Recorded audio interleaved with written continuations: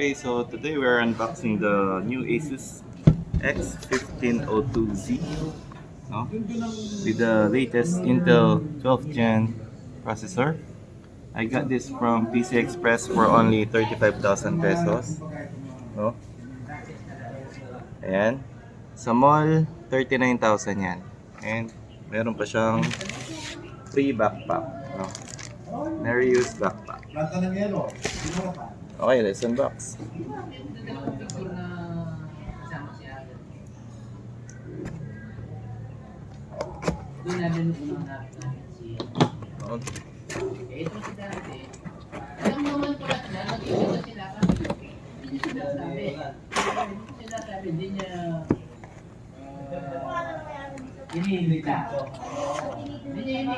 Okay, here is the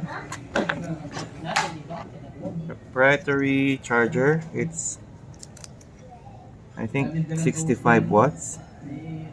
Yes, it's 65 watts. And the unit itself, ASUS Vivobook X1502Z, and with the latest 12th Gen processor from Intel. Wow, nice.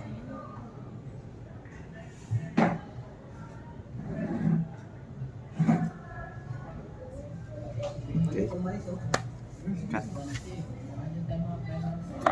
Cut na? Okay. Booting it up for the first time. Ayaw. So I think dahil brand new siya, kailangan nating i-plug in. Ito ang proprietary charger niya, 65 watts.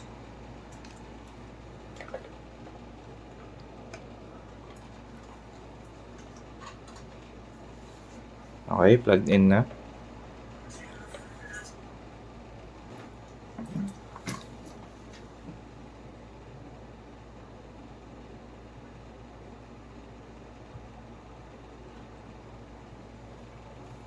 Yun. Bukas din.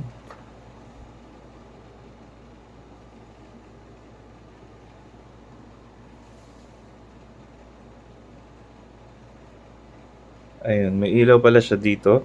Side na to. Indicating na nag-charge siya. And habang nagbo-boot for the first time, meron siyang privacy cover for the webcam.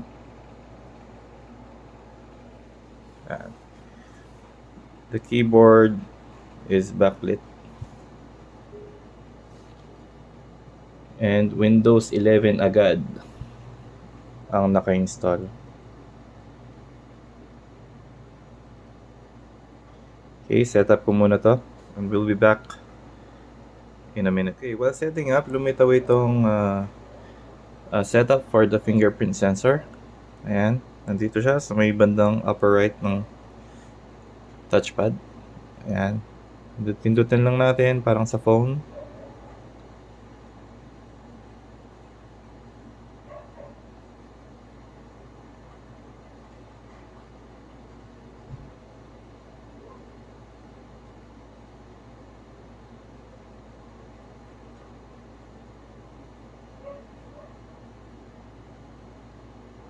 Yun. Nice. So, ayan, ang setup na. Login tayo using our fingerprint. Yun. And then, ito yung desktop niya. Meron siyang 3 levels of keyboard light brightness. Then, meron siyang IPS level screen. IPS level lang daw. Meron konting color shifting from my point of view. Kasi nga, di naman siya tunay na IPS. IPS level lang daw. With 45% NTSC color gamut. Hindi siya kamukha nung isang laptop namin na na IPS talaga. Although ito mas maganda dahil meron siyang anti-reflective coating. Ayun. Then, ang gusto ko dito, meron siyang app na pwede mo ma-customize yung battery health mo, yung battery charging mo. Pwedeng full capacity mode, mag-charge siya hanggang 100%. Merong balance mode hanggang 80% lang. And maximum lifespan mode na mag-charge lang siya hanggang 60%. Ayan. Meron din siyang performance mode na lalakasan yung fan para ma-bear niya yung mas mataas na temperature ng CPU. Ayan. Marami pang laman tong app, yung ASUS app na to.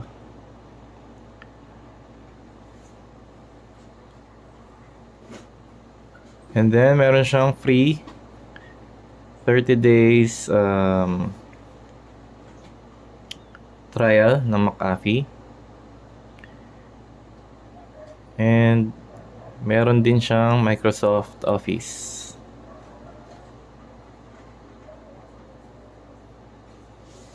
Yun. Punta tayo sa kanyang specs.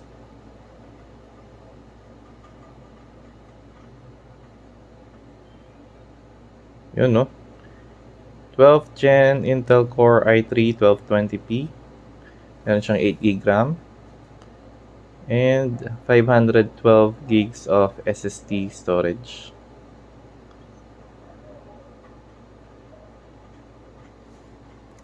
So now let's talk about its ports. On the right side, you have your DC plug-in for charging, HDMI full-sized, and dalawang USB 3.2 ports, and isang USB Type-C port. Tinry ko mag-charge dito, hindi siya pwede. Hindi siya power delivery USB Type-C. And then you have your combo headphone jack. On the left side, you have your vents and another USB Type-A. Sa likod, wala naman. And ito yung itsura ng likod niya.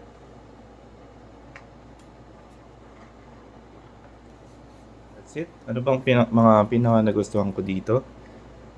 Yung keyboard, backlit. Meron siyang privacy shutter. Meron siyang IPS-level screen, which is pwede na. Then, may anti-reflective coating. And then, ang pinaka gusto ko sa lahat, meron siyang 12th Gen Intel Core i3-1220P, which is 300% faster than the 11th generation. Okay.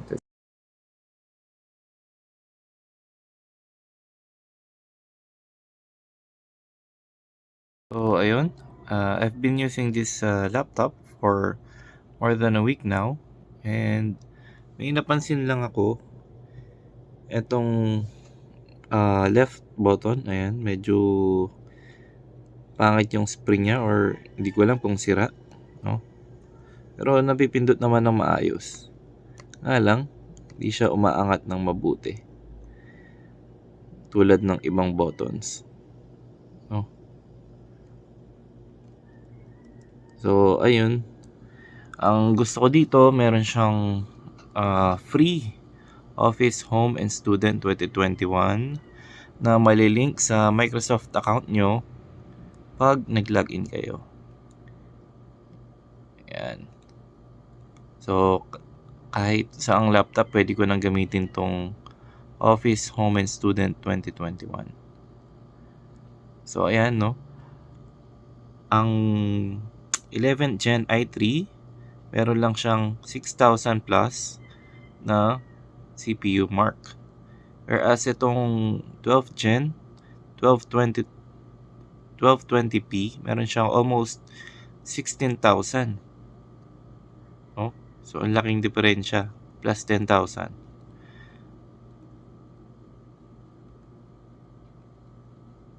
And then, ayan, ito yung mga actual kong nakuha. Ayan, 13,500. Meron ding 14,362. Ayan, 14362. Yung pinakamataas kong nakuha. Using Passmark.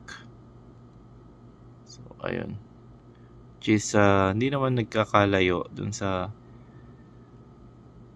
yung mga sample na ganito. Ayan. Nice. So, ayun. After using it for more than a week, na-enjoy ko talaga yung privacy shutter, yung fingerprint sensor, yung backlit keyboard. Pwera lang dito, no? Medyo nagka-problema tayo dito. Tinawagan ko yung PC Express, under warranty pa naman daw. And mas na-enjoy ko yung viewing experience dito kumpara dun sa isa naming laptop na maganda talaga yung kulay pero very reflective yung screen. Ito, meron siyang anti-reflective coating, so hindi ko na iniintindi sa ngayon yung mga reflections. So, napakaganda. Kitang-kita yung buong pangalan ko. Alright, so that's it. I hope you like my video. Please subscribe and like this video. Thank you.